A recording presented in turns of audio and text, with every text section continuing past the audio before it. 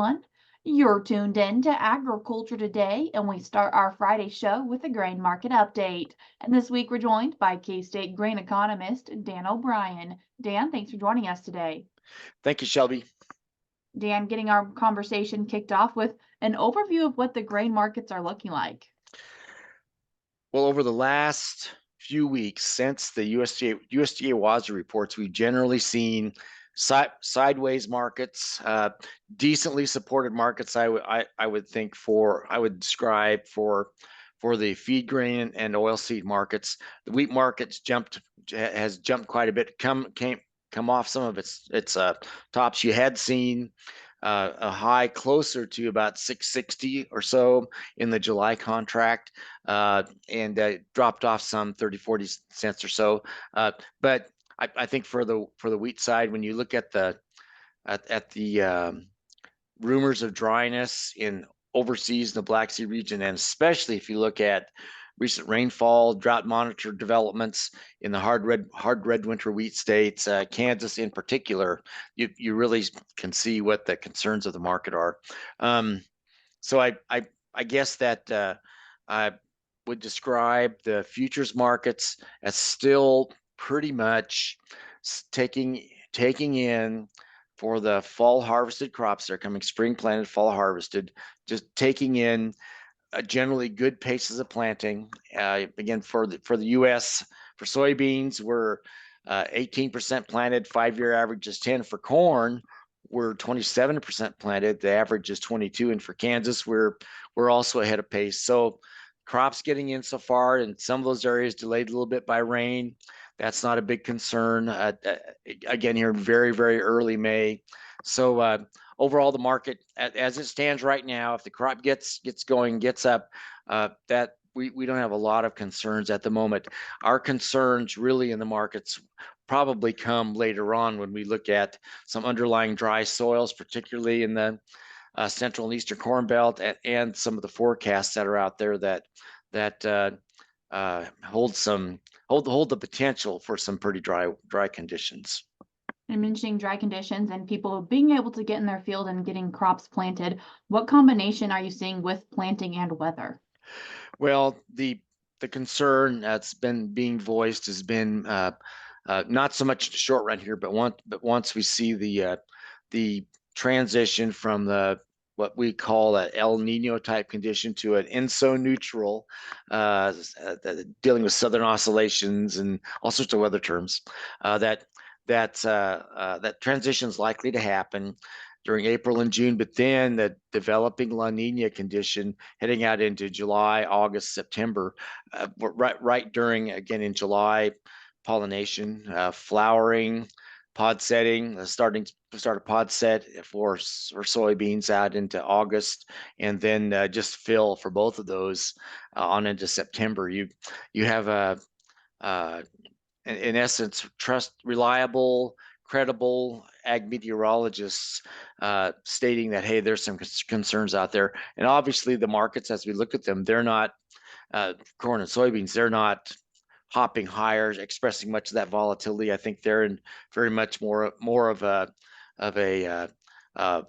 I guess a myopic view of what's right in front of them. We'll deal with that risk and uncertainty when it comes.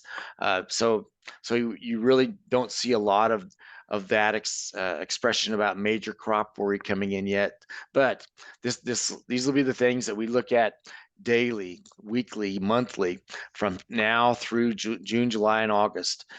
We had a webinar earlier in the week out of K-State. It's one of our Winning the Game webinars, and one of the people asked, those attending asked the question, well, will we have our normal May, June highs in the grain markets? And this year, that for futures, for corn and soybean futures. And my thought was that, given the warning flags being raised about later in the summer, I would not be surprised at the highs that we would have if we get any risk, any actual fulfillment of some of those projections. Highs probably would be later in the summer, more July and August. And of course, that those with new crop bids, they can wait on that generally, but for old crop, that's a challenge because do we hold old crop grain in storage for again for corn? If people still have soybeans, they have some wheat, some sorghum, do they still hold that waiting for that potential of a weather driven rally out there in the summer? And probably financial needs to drive them to sell ahead of that, except for whatever whatever they can afford to hold on for the long term. As we are talking about weather, Dan, and we've had some as we are talking about weather, Dan, and we've had some severe weather in Kansas and in our surrounding states. Do you see that having an impact on the grain market?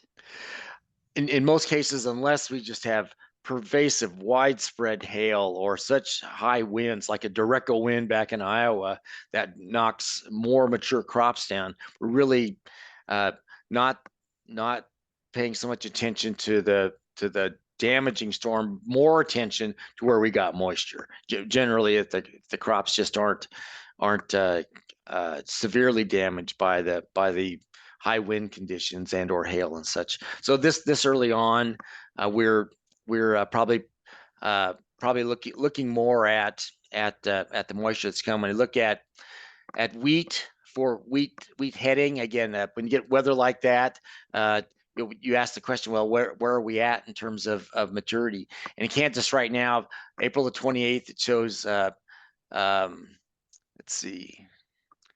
Well, I see a number that it says it's 33% headed. And that was a huge jump from where we were on April 21st. So a jump from 4% headed on April 21st, and the warmer weather that happened, to 33% headed suddenly. So if it's headed and you have reproductive parts, reproductive parts having shown themselves in on the crop, then yeah, hail comes in, tears it up, and if it would happen to fall, and then you've got then you're involved in crop insurance basically.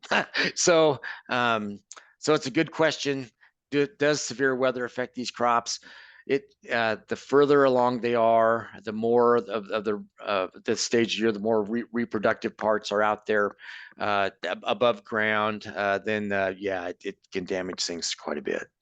And taking a look forward now to a WASDE report that will be coming out May 10th, and some numbers you're expecting to see there. The USDA in that May 10th WASDE report, a week from today, on Friday, 11 o'clock in the morning, will be the release as something happens.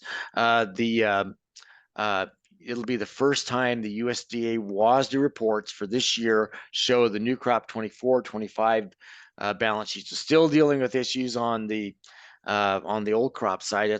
Those are mainly usage oriented, but so but at least it looks like to me, given the prospective plantings reports that came out in the prospective planting acreage numbers that came out on March 28th, that the USDA is probably projecting about a 15.3 billion bushel, pardon me, about a 15.3 for this marketing year. Was last year's harvest. For this one, about 14.9. That's at 181 bushels an acre. In my own thinking, if you just go with the record high we've ever seen, 177.3, you're down to about 14.5. Anything less than that, we're somewhere between 14 and 14.5 billion. And ending stocks, instead of being basically at about either 2-3, for anywhere from 2 billion up to 2.3, then you're below that. So my own view, Shelby, is that we're probably we're at risk to see markedly less and ending stocks, tighter stocks to use, and a bit higher prices than the USDA is probably going to say conservatively on that Friday report. I would say also for soybeans, their USDA projections probably for this marketing year, given acreage and their yield assumptions, about 360 million bushels, about 8% stocks to use, about 11.20 on their price. If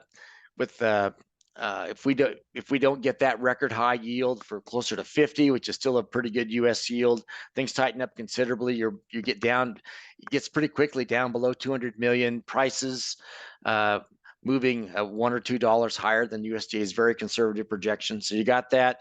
And then for wheat, we have issues afoot with regard to what the yields will be for hard red. Again, that's right now. It seems quite early to go guesstimating that. But whereas the USDA basically said $6 is their projection, it looks to me like we still have an opportunity for a lot shorter supplies. If the Russian issue comes into play, stronger demand, and it prices instead of $6, something more like $7. Now, and people look at you and say, you must be crazy. You know, cash price, even new crop bids for wheat right now are hovering around $6. But the world numbers and the dry prospects we have for wheat in parts of the state, other issues to be dealt with, at least hold up the possibility of higher prices. So we shall see, I guess, how that plays out. Dan, I appreciate you taking the time to join us today and give us our grain market update. Thank you, Shelby. Appreciate it. That was K-State grain economist Dan O'Brien. In today's show notes on agtoday.net, I will put a link to his Winning the Game webinar where you can find there or by going to agmanager.info. We're cutting to a short break now on Agriculture Today, but we'll be right back.